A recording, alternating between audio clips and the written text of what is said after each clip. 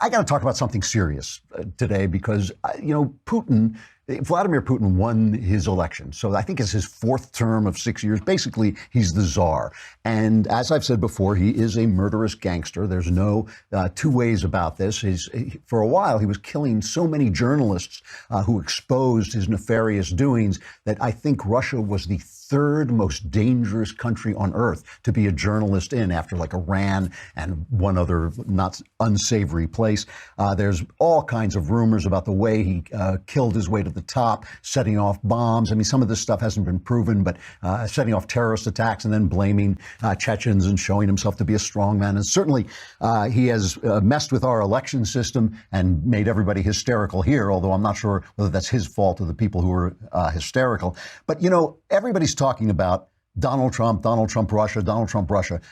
Today in the Wall Street Journal, Walter Russell Mead, who now has a column and is an absolutely terrific addition to the Wall Street Journal column family, wrote this piece where he said he was talking about Putin. And, Putin won this election by 77%. And they report it, he is popular. He has improved the economic life of the country, but he is also an authoritarian SOB, and it's a gangsterocracy where they sold off the state holdings that had been accumulated by communism. They sold that off to a bunch of oligarchs who now are dependent on Putin. If you have a business and he decides you've gotten too much business, they come in and arrest you for absolutely nothing, confiscate your business, take it away. That's what living in Russia is like. So Walter Russell Mead writes about when they're blaming Trump, he says, President Obama read beautiful speeches about the responsibility to protect the inviolability of international borders, the arc of justice, and the evils of chemical weapons. But while he was making those pretty speeches, Vladimir Putin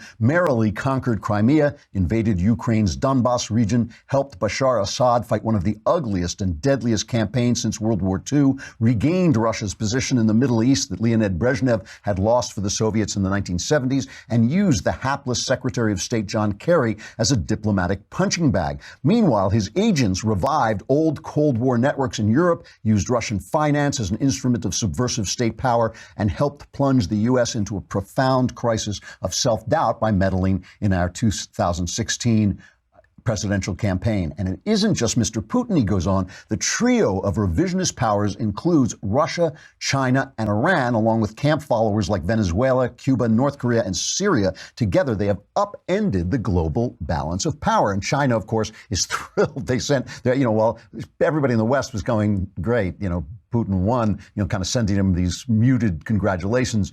President Xi Jinping said his country's partnership with Russia was at its best level in history. And of course, Xi has just become basically the czar of China. So that's a huge amount of landmass that is now run by basically a tyrant, is run by a king. It's a lot of spaces. And then you have all the trouble in the Middle East and all the fat cats, rulers in the Middle East sitting on all the wealth there. So Bret Stephens, the formerly conservative columnist from the Wall Street Journal, who has now gone over to the New York Times and has breathed in, the Kool-Aid, you don't have to drink the Kool-Aid there, you just breathe it in. And Stephens hates Trump so much that he's become kind of a weird columnist at sometimes. And he wrote this column about the rise of what he calls Euro-Putinism.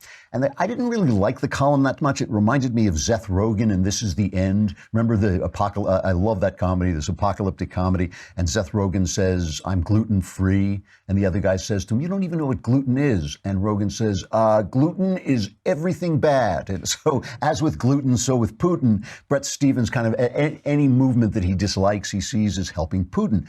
But he ends this column with some great paragraphs, which I will read.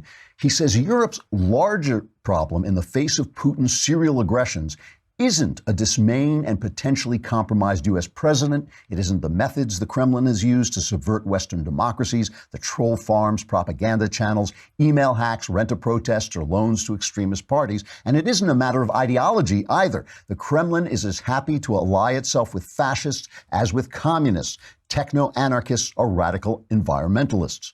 The deeper reason Putin seduces is that he believes in the principle of power.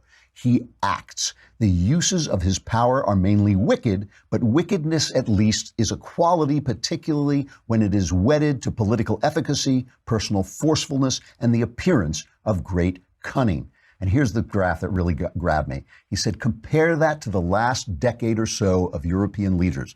David Cameron, Matteo Renzi, Nicolas Sarkozy, Jean-Claude Juncker, even Angela Merkel. What did any of them stand for? What did any of them stand for? What in their personalities was anything other than feckless and pallid? Who among them would pull a trigger for their country's preservation, or even for their own? How many of them will be remembered in 20 years' time? Vladimir Putin is a criminal president who poses a clear and present danger to democratic society, but nobody can accuse him of being feckless or pallid or unwilling to pull a trigger. I mean, this is what we're talking about when we're talking about the Islamist invasion of Western Europe, that people will literally sit there and let their little girls get raped in order not to show themselves to be bigoted. And there is bigotry in the opposition to Islam. There is, you know, I mean, it's not people that I protest against. It is the beliefs of certain Islamists, the belief of certain strand of Islam that allows them to do this. And if you allow a lot of Islamists in your country without vetting them very, very carefully, you are going to get a lot of this coming in, and you have a right to protect your creed. You have a right to protect your nation. You have a right to protect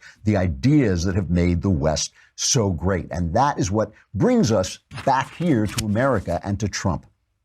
And the question is, how does Trump fit in? I know Bret Stephens thinks, oh, he's just another authoritarian. You know, he's another strong man, another guy willing to step. But what does he stand for? You know, that's what Stephens thinks.